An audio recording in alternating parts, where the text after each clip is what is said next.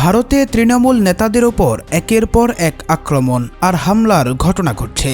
BJP সরকার ক্ষমতায় আসার পর তৃণমূলকে যেভাবে কোণঠাসা করছে তাতে মনে হচ্ছে শীঘ্রই এক গণঅভ্যুত্থানের দিকে এগিয়ে যাবে ভারতবর্ষ।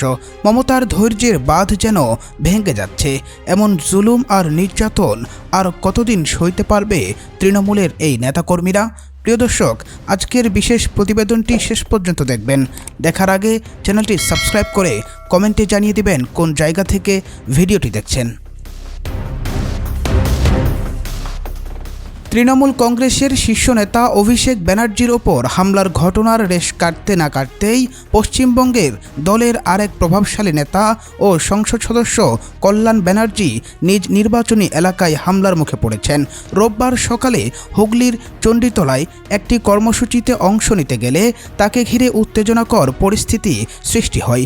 ঘটনাস্থলে উপস্থিত বিপুল জনতার মধ্যে বিক্ষোভ শুরু হলে তাকে কালো পতাকা দেখানো হয় এবং বিভিন্ন ধরনের স্লোগান দেওয়া হয়। পরিস্থিতি নিয়ন্ত্রণে আনতে পুলিশ চেষ্টা চালালেও এক পর্যায়ে তার মাথায় আঘাত লাগে। প্রত্যক্ষদর্শীদের ধারণ করা ভিডিওতে দেখা যায় আঘাত পাওয়ার পর তিনি মাথা চেপে ধরে রাস্তায় পড়ে যান।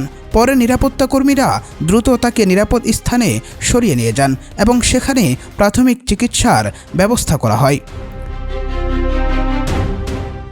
ঘটনার পর কল্যাণ ব্যানার্জি দাবি করেন এটি কোনো স্বতঃস্ফূর্ত জনরোষ নয়, বরং একটি পরিকল্পিত হামলা। তার অভিযোগ, বিরোধী দল ভারতীয় জনতা পার্টি বা বিজেপির সমর্থকরাই এই ঘটনার সঙ্গে জড়িত। তিনি জানান, পোস্ট পোল সহিংসতার অভিযোগ নিয়ে স্থানীয় থানায় স্মারকলিপি জমা দিতে যাওয়ার সময় হঠাৎ পেছন থেকে একটি বস্তু তার মাথায় এসে আঘাত করে। তার ভাষ্য অনুযায়ী সেটি ক্রিকেট বল অথবা পাথর হতে পারে। আঘাতের কারণে তার পোশাকে রক্ত লেগে যায় এবং তিনি কিছু সময়ের জন্য ভারসাম্য হারিয়ে ফেলেন। পরে মাথায় ব্যান্ডেজ বেঁধে সমর্থকদের উদ্দেশ্যে বক্তব্য দেন। এই ঘটনাকে সরাসরি হত্যাচেষ্টা বলে উল্লেখ করেন তিনি।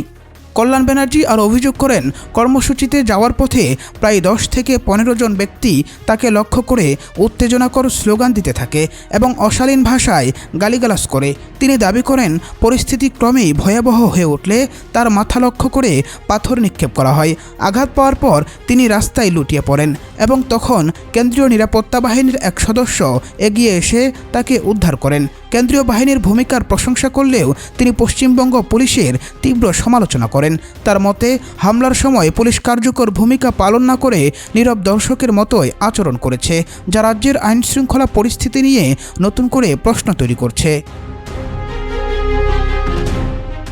এই ঘটনার মাত্র একদিন আগেই দক্ষিণ 24 পরগনার সোনারপুরে হামলার মুখে পড়েছিলেন তৃণমূলের সর্বভারতীয় সাধারণ সম্পাদক অভিষেক ব্যানার্জি। পোস্টপোল সহিংসতায় ক্ষতিগ্রস্ত দলীয় কর্মীদের দেখতে গেলে তাকে ঘিরে বিক্ষোভ শুরু হয়। বিক্ষোভকারীরা তার দিকে ডিম ও পাথর নিক্ষেপ করে এবং বিভিন্ন স্লোগান দেয়। পরিস্থিতি এতটাই উত্তপ্ত হয়ে ওঠে যে নিরাপত্তা কর্মীরা তাকে সুরক্ষার জন্য ক্রিকেট হেলমেট পরিয়ে নিরাপদ স্থানে সরিয়ে নিতে বাধ্য হন। পরে তাকে হাসপাতালে নিয়ে যাওয়া হলে চিকিৎসকেরা জানান তার আঘাত গুরুতর নয় এবং তিনি শঙ্কামুক্ত আছেন। এই ঘটনার পর পশ্চিমবঙ্গের মুখ্যমন্ত্রী মমতা বন্দ্যোপাধ্যায় দাবি করেন হেলমেট না থাকলে অভিষেক ব্যানার্জির প্রাণহানিও ঘটতে পারত। তিনি এবং অভিষেক দুজনই হামলার জন্য বিজেপিকে দায়ী করেন এবং অভিযোগ করেন তৃণমূল নেতাদের লক্ষ্য করেই ধারাবাহিকভাবে হামলার পরিবেশ তৈরি করা হচ্ছে। অন্যদিকে বিজেপি এসব অভিযোগ সম্পূর্ণভাবে অস্বীকার করেছে। দলটির বক্তব্য, এগুলো রাজনৈতিক হামলা নয়, বরং দীর্ঘদিনের শাসনের বিরুদ্ধে সাধারণ মানুষের জমে থাকা ক্ষোভের বহিঃপ্রকাশ। ফলে পশ্চিমবঙ্গের রাজনৈতিক অঙ্গনে নতুন করে উত্তেজনা তৈরি হয়েছে এবং সাম্প্রতিক ঘটনাগুলোকে ঘিরে রাজ্যের রাজনৈতিক সংঘাত আরও তীব্র হওয়ার আশঙ্কা দেখা দিয়েছে। সাম্প্রতিক সময়ে তৃণমূল কংগ্রেসের একের পর এক শীর্ষ নেতার ওপর হামলা, বিক্ষোভ এবং রাজনৈতিক উত্তেজনার ঘটনাকে কেন্দ্র করে পশ্চিমবঙ্গের রাজনৈতিক অঙ্গনে নতুন করে নানান আলোচনা শুরু হয়েছে। তৃণমূলের নেতাকর্মীদের একটি অংশ মনে করছে এসব বিচ্ছিন্ন ঘটনা নয়, বরং দলের সাংগঠনিক শক্তিকে দুর্বল করার একটি বৃহত্তর রাজনৈতিক কৌশলের অংশ হতে পারে। তাদের দাবি, নির্বাচনের পর থেকে বিভিন্ন এলাকায় তৃণমূলের জনপ্রতিনিধি ও নেতাদের লক্ষ্য করে ধারাবাহিকভাবে প্রতিবাদ অবরোধ ও হামলার ঘটনা ঘটছে, যা দলের ওপর ক্রমবর্ধমান চাপ সৃষ্টি করছে। অন্যদিকে রাজনৈতিক বিশ্লেষকদের একাংশের মতে পশ্চিমবঙ্গে ক্ষমতার লড়াই এখন আরও তীব্র পর্যায়ে পৌঁছেছে এবং রাজ্যের প্রধান বিরোধী শক্তি বিজেপি তৃণমূলের বিরুদ্ধে সর্বশক্তি নিয়োগ করে মাঠে নেমেছে বলে তৃণমূল সমর্থকদের মধ্যে এমন ধারণা জোরালো হচ্ছে। তবে এসব অভিযোগের বিষয়ে বিজেপির অবস্থান ভিন্ন। দলটি বরাবরের মতোই দাবি করে আসছে তারা কোনো ধরনের সহিংস রাজনীতিতে বিশ্বাস করে না এবং যে বিক্ষোভ দেখা যাচ্ছে তা সাধারণত মানুষের অসন্তোষেরই প্রতিফলন। ফলে একের পর এক ঘটনার পর রাজ্যের রাজনৈতিক পরিবেশ আরও উত্তপ্ত হয়ে উঠেছে এবং আগামী দিনগুলোতে এই দ্বন্দ্ব কোন দিকে মোড় নেয় সেটিই এখন রাজনৈতিক মহলের প্রধান আলোচনার বিষয়।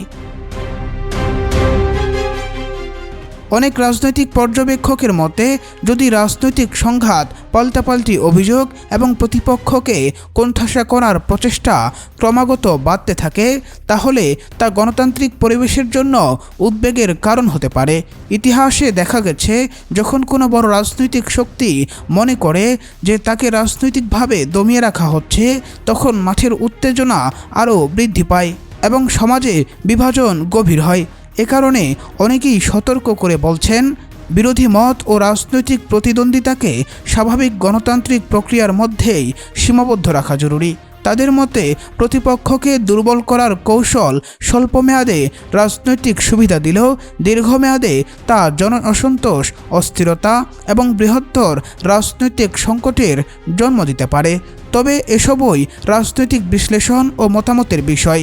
ভবিষ্যতে কী ঘটবে তা নিশ্চিতভাবে বলা সম্ভব নয়। গণতান্ত্রিক ব্যবস্থায় শেষ পর্যন্ত জনগণের সমর্থন, নির্বাচন এবং রাজনৈতিক গ্রহণযোগ্যতাকেই কোনো দলের শক্তি ও অবস্থান নির্ভর করে। পশ্চিমবঙ্গের সাম্প্রতিক রাজনৈতিক পরিস্থিতি স্পষ্টভাবেই ইঙ্গিত দিচ্ছে রাজ্যের ক্ষমতাসীন তৃণমূল কংগ্রেস এবং প্রধান বিরোধী শক্তি বিজেপির মধ্যকার সংঘাত নতুন এক পর্যায়ে পৌঁছেছে। অল্প সময়ের ব্যবধানে অভিষেক ব্যানার্জি ও কল্যাণ ব্যানার্জির ওপর হামলার ঘটনাকে কেন্দ্র করে রাজনৈতিক উত্তেজনা আরও বেড়েছে। একদিকে তৃণমূল এসব ঘটনাকে পরিকল্পিত রাজনৈতিক আক্রমণ হিসেবে দেখছে, অন্যদিকে বিজেপি দাবি করছে এগুলো জনগণের স্বতঃস্ফূর্ত প্রতিক্রিয়া। ফলে অভিযোগ ও পাল্টা অভিযোগের এই লড়াই রাজ্যের রাজনৈতিক পরিবেশকে আরও অস্থির করে তুলছে।